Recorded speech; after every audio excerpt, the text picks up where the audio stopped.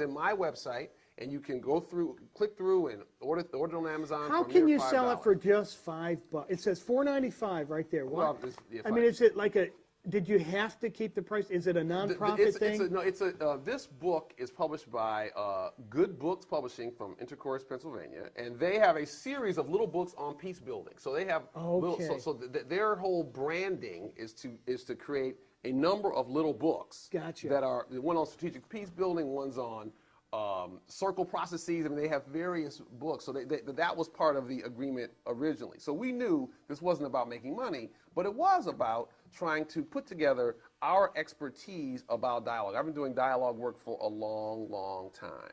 And one of the things that I know is that if people know how to have a better conversation and implement some strategies, they can often feel more connected with other people. They can often take advantage of other people's brain power. We can take advantage of our collective brain power. Some people, it is often said that all of us are smarter than any of us. So part of the my passion on dialogue is thinking that there's so many problems we could solve more effectively if we could just have a better conversation. So that's why I want to, be a force for that.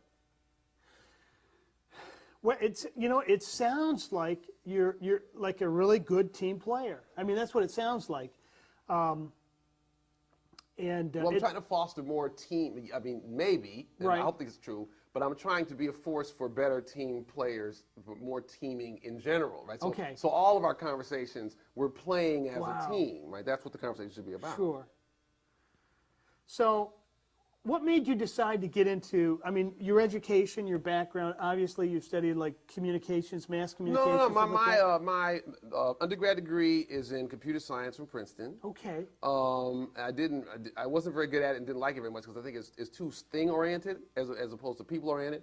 Then my master's degree is in public policy from UC Berkeley, and I was getting closer back to what my true interest, and then my PhD from Berkeley is in city planning. Wow. So it's really funny that all these years later, I'm now going around promoting the keypads, which is a computer-related thing. I didn't like computer science, but these are in service of collective processes of analyzing situations, people looking within themselves personally, within their groups, in order to come to better conclusions. So my interest in public policy and city planning was driven by growing up in Detroit, where I saw, the white flight in Detroit, the riots in Detroit, the new election of a black mayor, the white flight, and all the conflict around racial issues. That's why I do a lot of work on race relations, even though it's not the only thing I do, because I see the way that sort of tears people down, tears down community, tears down people.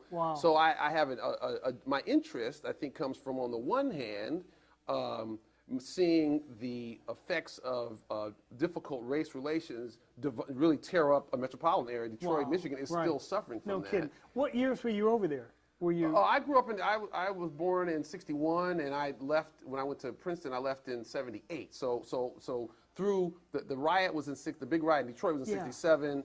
Are you from Detroit? I'm from David? Detroit. I didn't know that. I grew up in Detroit, and we elected the first black mayor in 1969 or 70, Coleman Young. And so I just saw the tremendous white flight. Like when I got to my, we moved to a neighborhood. We were the third black family within several block radius. 10 years later, it was 50% black. So we saw, so I saw all that happen. And so I think that my interest in dialogue is about. What high school did you go to? A Jesuit school called University of Detroit High School. No kidding. In Detroit. You don't know this, but I'm from Michigan. So I grew up outside of Detroit in a small town called Wixom, Michigan.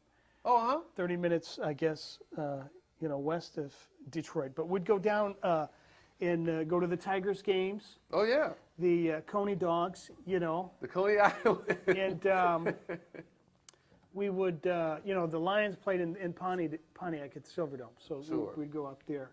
But, we'd go to Cobo Tiger Hall. Stadium before that. Yep. Oh, yeah, they've got you've seen the new stadium, right? I was just, well, I've seen. The new one? I've seen the new baseball stadium. I was at Comerica Park just a couple weeks ago. Okay, I haven't seen Ford Field from the inside yet.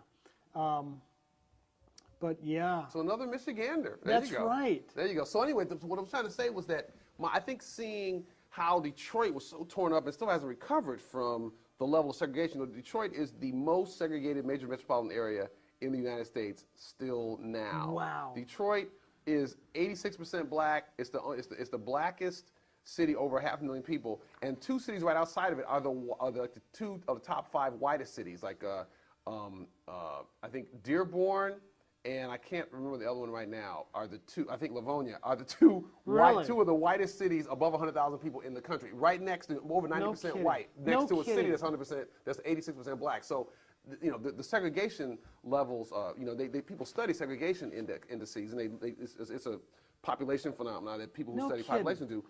And so what the point I'm trying to make is that the white flight in Detroit, in Southeast Michigan,